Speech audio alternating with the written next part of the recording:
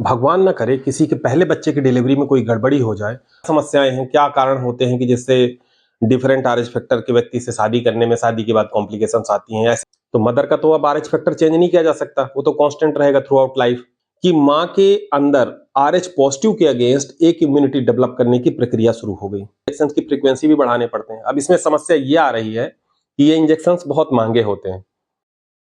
तो चलिए शुरू करते हैं, क्या है यह आरएच फैक्टर? आरएच फैक्टर यह एक तरह का एक प्रोटीन है जो आरबीसी यानी लाल रुधिर कणिकाएं या रेड ब्लड कार्पोसेल्स की सरफेस के ऊपर पाया जाता है। अगर जिस व्यक्ति के आरबीसी के ऊपर इसकी परत होती है तो उसका आरएच पॉजिटिव यानी वह आरएच फैक्टर उस व्यक्ति के अंदर है, और जिसकी आरबीसी के ऊपर यह प्रोटीन की परत नहीं है तो उसका आरएच फैक्टर नेगेटिव या उसके ऊपर वह परत नहीं है। जैसा कि इसके नाम से ही पता चलता है, पॉजिटिव यानी प्रोटीन की परत का होना और नेगेटिव यानी उस परत का ना होना। मैं यहां बता देना चाहता हूं कि विश्व में लगभग 85% लोग ऐसे हैं जिनका आरएच फैक्टर पॉजिटिव है, यानी कि उनके आरबीसी के ऊपर वो सर्टेन टाइप ऑफ प्रोटीन की एक परत होती है जो उनका आरएच फैक्टर डिसाइड करती है। समस्या ये आती है कि अगर फेटस आरएच पॉजिटिव डेवलप हुआ है तो मदर का तो अब आरएच फैक्टर चेंज नहीं किया जा सकता, वो तो कांस्टेंट रहेगा थ्रू आउट लाइफ। तो इस केस में क्या होता है, अगर फेटस यानी बच्चा अगर आरएच पॉजिटिव है और मदर आरएच नेगेटिव है तो at the time of delivery, caesarean या कुछ ऐसी स्थितियां आती हैं लास्ट मोमेंट्स में जब बच्चा गर्भ से बाहर आता है तो ब्लड आपस में ट्रांसफ्यूज होने के चांसेस बनते हैं मेडिकल साइंस में।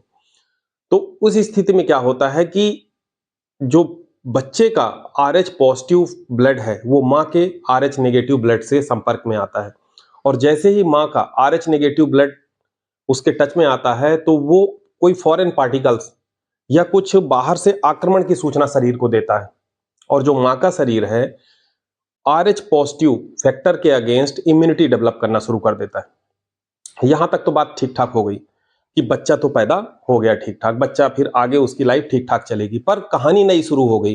कहानी नई शुरू ये हो गई कि माँ के अंदर आरएच पॉजिटिव के अगेंस्ट एक इम्यूनिटी डेवलप करने की प्रक्रिया शुरू हो गई, क्योंकि विवाह से पहले किसी ने चेक नहीं किया कि मदर का आरएच फैक्टर क्या है, फादर का आरएच फैक्टर क्या है, इन सब चीजों को किसी ने ध्यान ही नहीं दिया। अब चूंकि एक नई कहानी शुरू हो चुकी है कि जैसे कोरोना का वैक्सीन लग गई तो कोई कोरोना ठीक थोड़ी ना हो गया, एक कोरोना के विरुद्ध लड़ने की एक प्रक्रिया शरीर में शुरू हो गई। वैसे ही क्या हुआ कि जैसे ही RH factor RH positive blood के संपर्क में आया, और वो आरएच पॉजिटिव ब्लड कहां से आया? बच्चे के शरीर से आया। उसके संपर्क में आते ही मदर की बॉडी ने आरएच पॉजिटिव के अगेंस्ट एक अपनी प्रक्रिया शुरू कर दी उससे लड़ने की, और आरएच पॉजिटिव के अगेंस्ट बॉडी ने अपने इम्यूनिटी डेवलप कर लिया। अब आगे क्या होगा, अब हम आगे समझेंगे। तो आरएच फैक्टर से रिलेटेड कॉम्प्लिकेशंस कब होते हैं? तो फर्स्ट बच्चे के पैदा होते समय तो कोई कॉम्प्लिकेशन नहीं होते, क्योंकि किसी को पता ही नहीं होता है कि आरएच फैक्टर बच्चे का पॉजिटिव है, मदर का नेगेटिव है, कि फादर का पॉजिटिव था, क्या था, और आगे कौन कौन से ग्रुप्स बन सकते हैं ये भी हम आगे डिसाइड करेंगे। एक चीज तो आप जानते होंगे, जैसे हम ब्लड ग्रुप्स के बारे में जानते हैं, ए बी और ओ।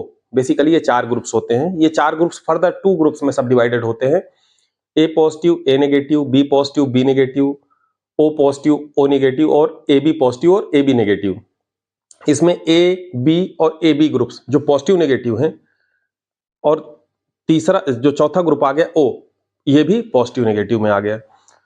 अब इसमें हो ये रहा है कि किसी भी ग्रुप का बंदा किसी भी ग्रुप से शादी कर सकता है, उसमें कोई समस्या नहीं आ रही।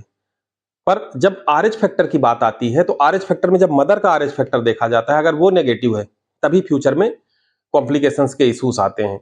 तो अब हम समझते हैं कि बच्चे का खतरा कब बढ़ जाता है और बच्चे को क्या क्या खतरे हो सकते हैं इसके कारण आरएच फैक्टर्स के रिगार्डिंग।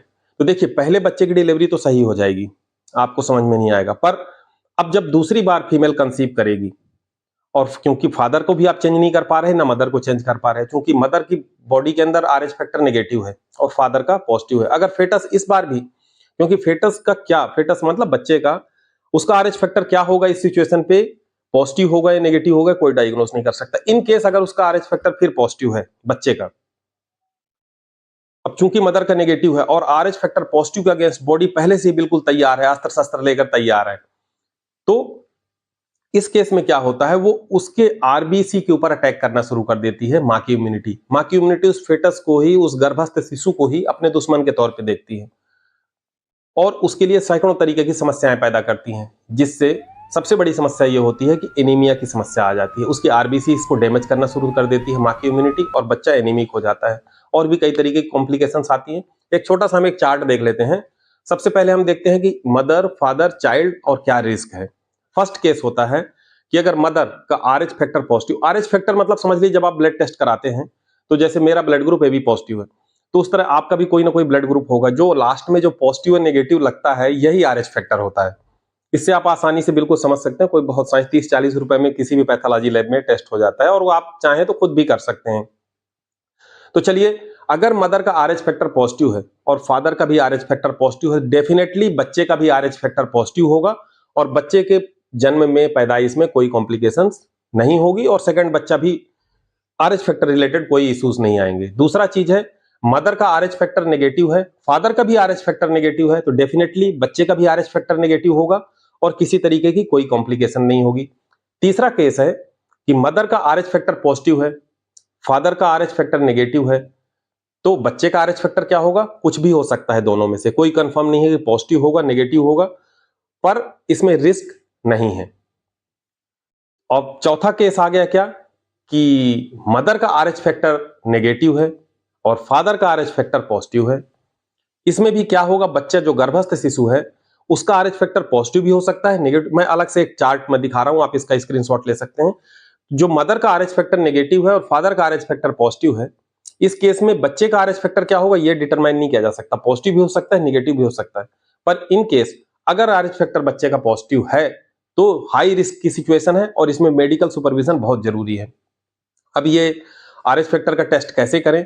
तो बेहतर होता है कि हर इंसान को अपना पता होना चाहिए। आजकल तो स्कूल्स में ऐसी फैसिलिटी आ गई है कि बच्चों को 12-13 साल से ही उनके ब्लड सैंपल्स को लिखना मैंडेटरी कर दिया है स्कूल में, कि सब लोग अवेयर हों और सब लोग जाने कि भाई आरएच फैक्टर आपका क्या है, आपका ब्लड ग्रुप क्या है। ये होता है कि लोग बूढ़े हो जाते हैं, उन्हें पता ही नहीं चलता कि हमारा ब्लड ग्रुप क्या था।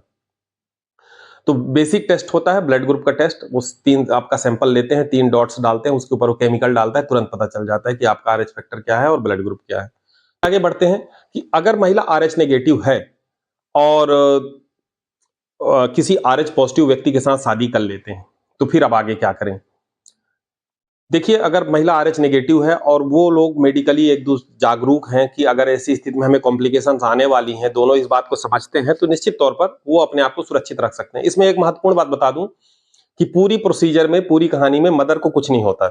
सारी समस्याएं बच्चे के साथ आती हैं। अब चूंकि पेरेंट्स बच्चों को लेकर ज्यादा जागरूक रहते हैं, तो अगर आप चाहते हैं कि आपके बच्चे सही पैदा हों और मदर आरएच नेगेटिव है, तो आपको शुरुआत से ही, फर्स्ट टाइम कंसीव करने से लेकर ही, कंसीव मतलब गर्भाधान करने के समय से ही आपको मेडिकल सुपरविजन में जाना पड़ेगा। आपको डॉक्टर को बताना। वैसे डॉक्टर्स तो इस समय इन सब चीजों की चेकिंग करते ही हैं और शुरू से ही जागरूक रहते हैं, पर अगर बाय द वे डॉक्टर इस बात को पॉइंट आउट नहीं करता है, तो आप खुद पॉइंट आउट करें कि मेरा ब्लड ग्रुप आरएच नेगेटिव है और इनका ऐसा है, तो बच्चे का क्या है, और इन सब चीजों को लेकर कोई कॉम्प्लिकेशंस तो नहीं आने वाली। आप खुद सवाल कर सकते हैं। तो अगर मान लीजिए कि महिला जो प्रेग्नेंट है जिसका आरएच नेगेटिव है और ब्लड में एंटीबॉडीज दिखाई देते हैं, डॉक्टर्स जब प्रेगनेंसी के दौरान ब्लड टेस्ट करता है फीमेल का, तो अगर उसमें वो एंटीबॉडीज, क्योंकि उसको मालूम है क्योंकि आरएच फैक्टर इसका नेगेटिव है, दूसरा बच्चा है, तो वो जरूर एंटीबॉडी टेस्ट करेगा। अगर एंटीबॉडी टेस्ट में अगर ये आता है कि फीमेल के शरीर में एंटीबॉडीज आरएच पॉजिटिव के अगेंस्ट हैं, तो फिर उसका आरएच इम्यून ग्लोबुलिन इंजेक्शन उसके शुरू हो जाएंगे। ये तो शुक्र है मेडिकल साइंस का कि आज की डेट में ऐसे इंजेक्शन हैं, नहीं तो अभी से पहले सैकड़ों हजारों वर्षों तक ऐसे ही बच्चे पेट में मरते रहे, या कि पैदा होते ही मरते रहे, या पैदा होने के बाद मरते रहे। कभी किसी ने पता ही नहीं चला कि बच्चे के दूसरे बच्चे की प्रेगनेंसी में क्या हो रहा है, क्योंकि ना तो ब्लड ग्रुप किसी को पता होता था, ना आरएच फैक्टर पता होता था।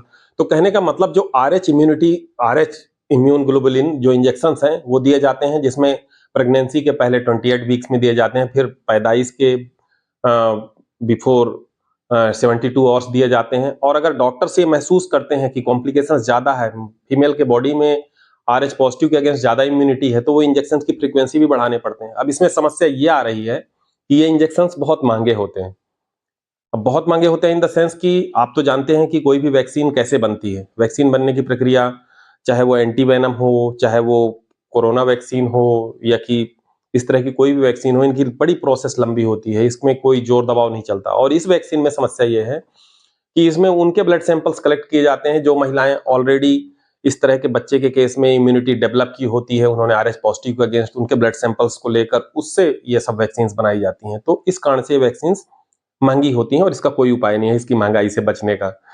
अब आगे बढ़ते हैं तो हम देखते हैं बच्चे को इससे संबंध में अगर सेकंड बेबी के इश्यूज होते हैं तो उसके शरीर में क्या क्या समस्याएं आती हैं। तो सबसे महत्वपूर्ण समस्या आती है एनीमिया की, क्योंकि जो अपनी आरबीसी है वही अपना आयरन और ऑक्सीजन को कैरी करने के लिए जिम्मेदार होती है, और पूरी प्रोसीजर के दौरान जब सेकंड बच्चा गर्भस्थ होता है उससे लेकर उसके 9 महीने तक के डेवलपमेंट में सारी समस्याएं आरबीसी को करनी पड़ती हैं, क्योंकि जो मदर की इम्यून सेल्स हैं वो सीधे बच्चे के आरबीसी अटैक करती हैं, वो उसको दुश्मन की तरह दिखाई देती हैं और वो आरबीसी सफर करता है, आरबीसी की कंप्लीटली डिफॉर्म होने लगते हैं, आरबीसी ऑक्सीजन कैरिंग कैपेसिटी कम हो जाती है और बच्चे को बचा पाना बड़ा मुश्किल हो जाता है। दूसरे केसेस भी होते हैं जैसे जॉन्डिस के इशू होते हैं, लीवर के इशू होते हैं, इवन हार्ट में भी दुष्प्रभाव पड़ सकते हैं, पर सबसे मेजर रीजन होता है इस तरह के केस में एनीमिया का। अब आगे बढ़ते हैं कि अगर मदर के शरीर में एंटीबॉडीज बनी गई हैं तो क्या करना है। तो हमने पहले ही बता दिया है कि उसके प्रॉपर ट्रीटमेंट चलता है, और जब बच्चा कंसीव करने के बारे में आप सोचते हैं उससे पहले ही आपको मेडिकल हेल्प लेनी पड़ेगी, आपको डॉक्टर के पास जाना पड़ेगा। आज की डेट में प्रॉपर इलाज है और बच्चे को सेफ पैदा किया जा सकता है।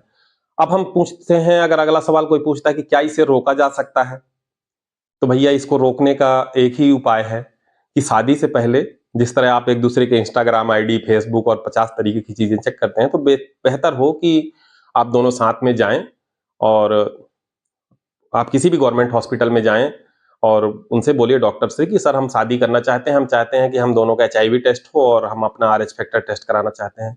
निश्चित ही डॉक्टर लिख देगा, फ्री में दोनों टेस्ट हो जाएंगे और आप बेहतर एक सुखी लाइफ जी सकते हैं। और इसमें आपको ये डिटरमाइन करना होगा कि इन केस अगर फीमेल का आरएच फैक्टर नेगेटिव आता है तो आपको पहले से ही एक लंबी प्लानिंग करके चलना पड़ेगा कि हमारे जीवन में ये कॉम्प्लिकेशन आ सकते हैं और हमें इसको इस तरीके से काउंटर करना है। एक चीज मैं ये बता दूं कि इसमें सबसे बड़ी समस्या ये आ रही है कि पहले बच्चे में कोई समस्या नहीं होने वाली, चाहे आरएच फैक्टर नेगेटिव हो, पॉजिटिव हो या कुछ भी हो, पर जैसे ही केस सेकंड बच्चे का होता है और अगर आप अच्छा इसमें अगर पता है मदर और फादर दोनों को पता है, मतलब मेल फीमेल को, कि फीमेल का आरएच फैक्टर नेगेटिव था और मेल का पॉजिटिव था, उन्होंने अगर फर्स्ट बच्चे की भी डिलीवरी की और उनको पता है कि उनका ये तरीके की कॉम्प्लिकेशन हो सकती हैं, तो डॉक्टर्स को बता देते हैं और डॉक्टर पहले से ही वो सारे प्रोसीजर्स, क्योंकि बच्चे को पैदा करना, सिजेरियन और इन सब चीजों में अगर थोड़ा सा माइन्यूट ब्लड भी माँ के ब्लड से टच होता है तो उसके एंटीबॉडी की प्रक्रिया शुरू हो जाती है।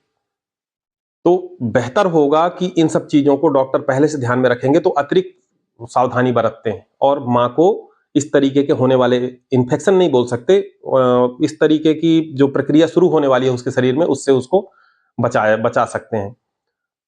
तो अब इसमें एक चीज और बताना चाहता हूं कि अगर माँ आरएच नेगेटिव है तो माँ को क्या क्या सावधानियां रखनी चाहिए, क्या क्या जानकारियां होना चाहिए। तो भैया इसमें सबसे महत्वपूर्ण चीज ये है कि माँ को ये पता होना चाहिए कि मैं आरएच नेगेटिव हूं, तो मुझे जब जो गर्भस्थ शिशु है उस बच्चे का, पहली बात तो पहले बच्चे की डिलीवरी अच्छी तरीके से हो जाए, भगवान ना करे अगर पहले बच्चे की डिलीवरी में अगर कॉम्प्लिकेशन आ गई तो फिर दूसरे बच्चे के केस में और भी ज्यादा समस्याएं आती हैं। इसमें एक चीज और ध्यान रखना है कि अनजाने में पहले बच्चे के केस में ही कई लोग कि हमने जल्दी बच्चा नहीं करना है, अभी तो हमारी बच्चा पैदा करने की उम्र नहीं हुई है, ये वो करके अबॉर्शन कर दिया, ये सब कर दिया, मैनुअल अबॉर्शंस हो रहे हैं। इस तरह में तो ब्लड कंफर्म एक दूसरे की बॉडी में संक्रमण फैलाएगा, तब तो बहुत ही विभत्स स्थिति बनने वाली है और आने वाले दूसरे बच्चों के लिए तो बहुत ही विकराल स्थिति होगी।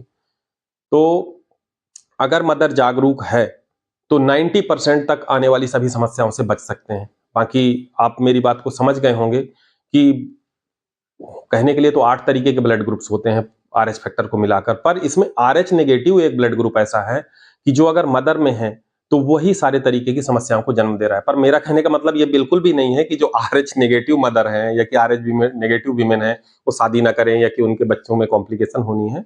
वो एक हेल्दी लाइफ जी सकते हैं, अच्छे बच्चे पैदा कर सकते हैं, एक से ज्यादा बच्चे पैदा कर सकते हैं, बस उन्हें जागरूकता की जरूरत है। मेरा वीडियो इसी जागरूकता के उद्देश्य था और मैं आशा करता हूं आपको मेरा वीडियो अच्छा लगा होगा।